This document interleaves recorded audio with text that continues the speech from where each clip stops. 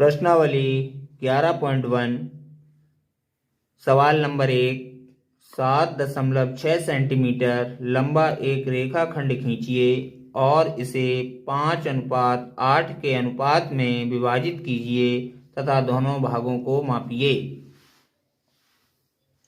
देखेंगे इस सवाल में हमें क्या करना है और इस सवाल को करने के बाद हमें रचना का औचित्य भी देना है। तो देखते हैं, सबसे पहले हम क्या करेंगे, एक स्केल लेंगे। स्केल की सहायता से 7.6 सेंटीमीटर लंबा एक रेखाखंड खींचेंगे। तो देखते हैं, नापते हैं। स्केल में स्केल रखी हमने इस तरह से, ये यहां से लेकर 7 1 2 3 4 5 6 7.6 सेंटीमीटर लंबा हम एक रेखाखंड खींच लेंगे। इस रेखाखंड को कोई नाम दे देंगे, ए बी। रेखाखंड को नाम दे दिया ए बी। उसके बाद लिखा है और इसे 5:8 के अनुपात में विभाजित करना है। तो विभाजित करने के लिए हम देखेंगे कि इस रेखाखंड से सर्वप्रथम हम एक न्यून कोण की रचना करेंगे। न्यून कोण देखेंगे, वह कोण जो 90 अंश से कम हो। देखो, अगर हम इसको ऐसा खींचते हैं सीधा तो ये हो जाएगा समकोण। अगर 90 अंश से ज्यादा यानी समकोण से ज्यादा खींचते हैं तो ये हो जाएगा अधिक कोण। लेकिन यदि कोण हमारा 90 अंश से कम रहता है, देखते हैं 90 अंश से कम रहता है, तो ये कोण हो जाएगा हमारा न्यून कोण। तो हमने एक न्यून कोण की रचना कर ली और इसको नाम दे दिया x। इस बिंदु को नाम दे दिया x। इस बिंदु को x नाम दे दिया। इसके बाद ये देखेंगे, ये लिखा है 5:8। इनका हम अनुपाती योग निकालेंगे। अनुपाती योग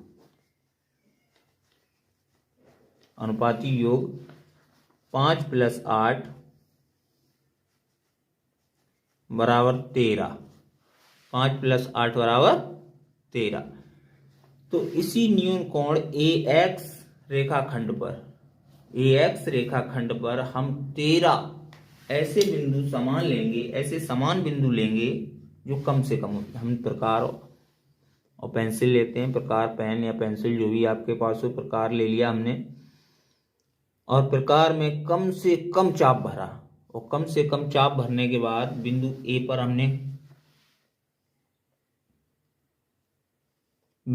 पर हमने प्रकार की नोक रखी और एक चाप लगाया रेखाखंड AX पर। और इसी तरह इस बिंदु पर हमने प्रकार रखा और दूसरा चाप लगाया। इसी प्रकार हमने इस बिंदु पर रखा और तीसरा चाप लगाया।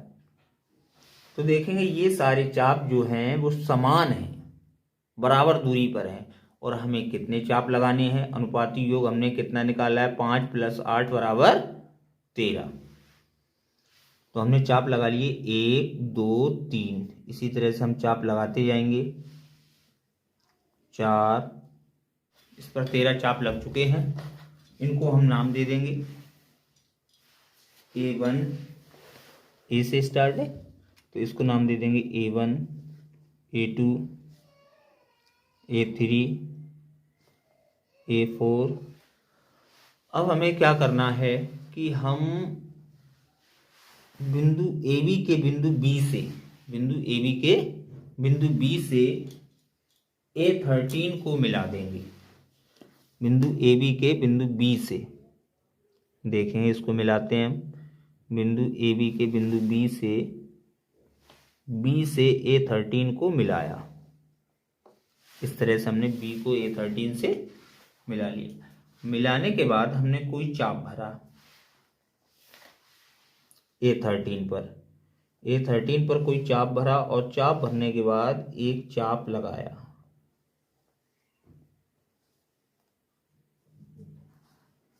एक चाप लगाया A13 से BA13 पर, 13 पर चाप लगाया और चाप लगाने के बाद हमें कितने अनुपात में विभाजित करना है, सवाल देखते हैं हम। हमें विभाजित करना है इस रेखाखंड को 5:8 में। तो देखेंगे 5, 1 2 3 4 5, बिंदु 5 यहाँ पर है और उसके बाद 1 2 3 4 5 6 7 8। देखें फिर 1 2 3 4 5, 1 2 3 4 5 6 7 8। यानी अगर बिंदु 5 से हम कोई चाप भरते हैं तो ये 5 रह जाएगा और ये हो जाएगा 8। तो जो चाप हमने ये भरा था, A13 से चाप लगाया था, उसी चाप पर ना इसको बढ़ाएंगे ना ही इसको घटाएंगे। इसी चाप पर बिंदु 5 पर प्रकार की नोक रखते हैं और एक चाप या एक अर्धवृत्त बना देते हैं। एक अर्धवृत्त बना देते हैं हम, ये अर्धवृत्त बन गया। अब हमें क्या करना है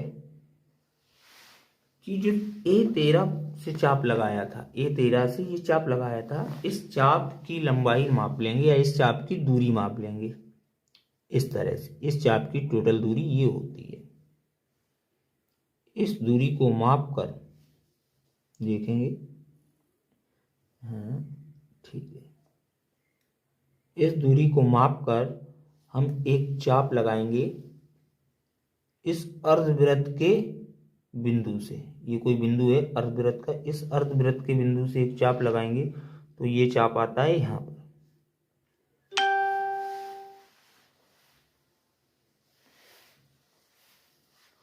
अच्छा, अब बिंदु A5 को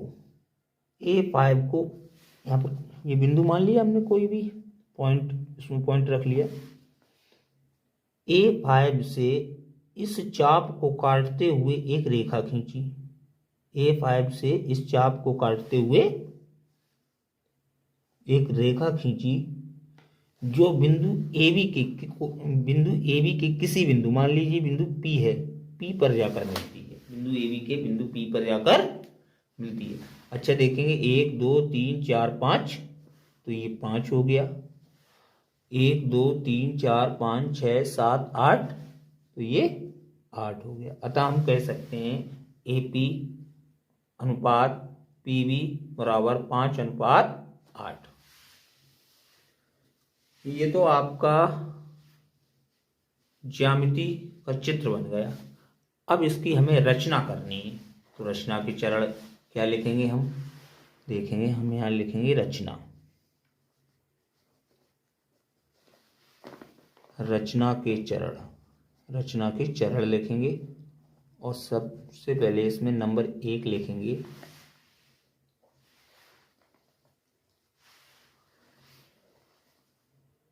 कोई रेखाखंड AB 7.7 सेंटीमीटर का एक रेखाखंड AB खींचा।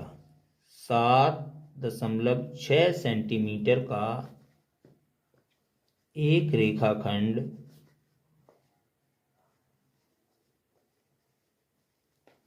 AB खींचा। पहला पॉइंट लिख दिया आपने। इसी तरह आप दूसरा पॉइंट लिखेंगे। यहाँ पर आप सर्वप्रथम भी लिख सकते हैं। सबसे पहले आपने क्या किया कि 7.6 सेंटीमीटर का चित्र देखें 7.6 सेंटीमीटर का एक रेखाखंड खींचा है। तो यहाँ आप लिख सकते हैं सर्वप्रथम हमने 7.6 सेंटीमीटर का एक रेखाखंड AB खींचा। दूसरा पॉइंट, फिर उसके बाद आपने क्या किया कि AX यानी BAX, एक न्यून कोण BAX की रचना की। न्यून कोण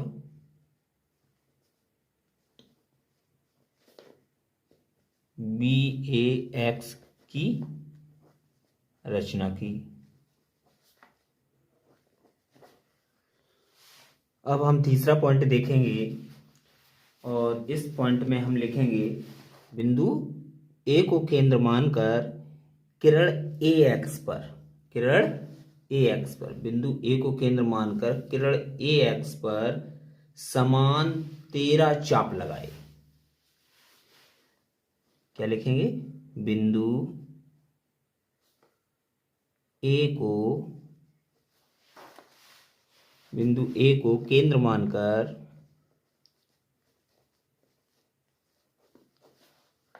किरण ए एक्स पर समान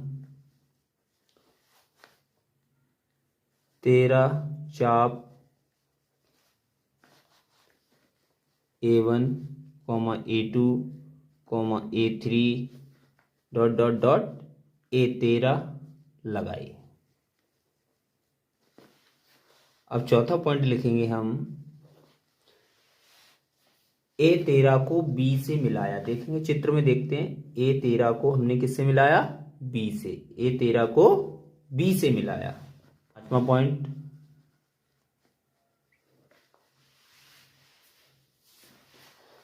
चित्र में देखेंगे BA13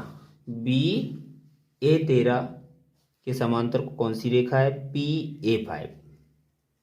BA13 के समांतर कौन सी रेखा है? PA5। तो हम पांचवें पॉइंट में यही लिखेंगे, BA13 समांतर PA5 खींची। छठा पॉइंट देखेंगे। छठे पॉइंट में हम लिखेंगे, चित्र देखते हैं AP, चित्र देखते हैं AP अनुपात PB, AP अनुपात PB कितना है? 5:8। AP अनुपात PB बराबर 5:8 होगा। इसके बाद करेंगे हम रचना का औचित्य। रचना का औचित्य, तो हम लिख देंगे औचित्य।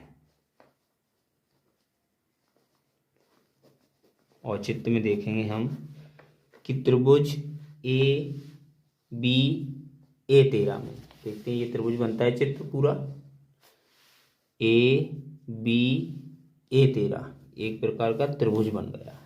तो इसी त्रिभुज में हम लिखेंगे, देखेंगे त्रिभुज AB-A13 में, AB-A13 में BA13 समांतर है PA5 के।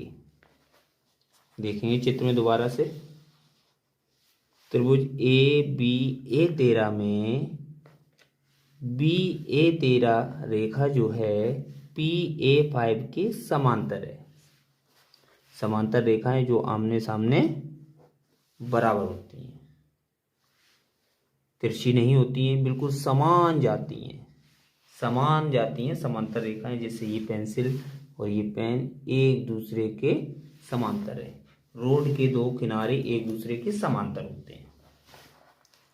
इसके बाद देखेंगे हम, चित्र में ही देखते हैं सबसे पहले कि AP 5 है, PB 8 है, तो हम इसका अनुपात लिखेंगे AP बट्टे PB बराबर 5/8।